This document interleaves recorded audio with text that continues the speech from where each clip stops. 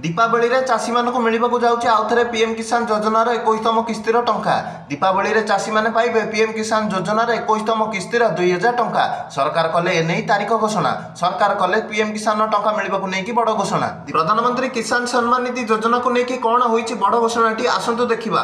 दीपावली रे कृषकों को अकाउंट को आसीबो टंका। जानतु किस्ती संपर्क में कौन रही अधिका डिटेल्स। समग्र राज्य में 80 लाख रु अधिक चाषी अछंती जो मानक प्रधानमंत्री किसान सम्मान निधि योजनार लाभ दि जाए अर्थात प्रतिवर्ष ये चाषी अकाउंट को 6000 टंका पठा जाए। जदि देखा जाए तेबे मोदी सरकार अगस्ट रु नवेम्बर मध्य चाषी अकाउंट को 2000 टंका पठाउछंती। केतेबेले अगस्ट मासरे तो केतेबेले अक्टोबर मासरे चाषी मानक यार लाभ दि जाउची। संख्या विषय में कहबाको गले 2024 रे 18तम किस्ती 5 अक्टोबर रे आसीथला। जेतेबेले 2023 रे यह 15 नवेम्बर और 2022 रे 17 अक्टोबर रे आसीथला। किंतु एथर दीपावली 20 अक्टोबर रे पालन करा जिवो। एही संख्या अनुसार आकलन करा जाउची जे एथर केंद्र सरकार दीपावली पूर्व प्रधानमंत्री किसान सम्मान निधि योजनार 21तम किस्ती जारी करेंगे। से आशा करा जाउची जे अक्टोबर मासरे चाषी अकाउंट को 2000 टंका आसीपारे। तथापि एपर्यंत कौन सरकारी तारीख स्थिर होना।